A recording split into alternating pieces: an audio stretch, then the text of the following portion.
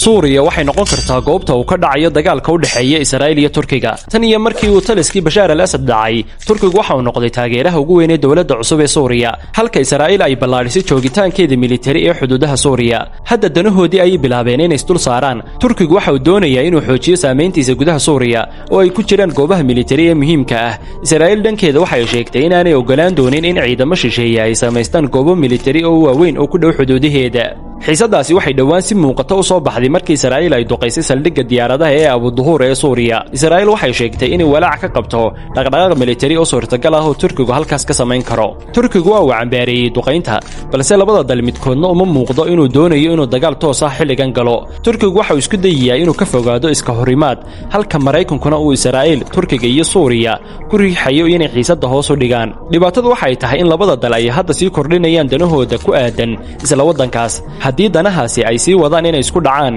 Suuriya waxay noqon kartaa goobta ay Israa'iil iyo Turkigu ugu dambeyn si toos ah iskuga hor yimaadaan hadda labada dhinacba weli waxa ay haystaan sababo ay uga fogaadaan iska horimaad toos ah laakiin maadaama joogitaankooda militari iyo saameyntooda gudaha Suuriya ay sii kordhayso khatarta ah in dhacdo kale oo iska horimaad ah ay dhacdo ayaa badan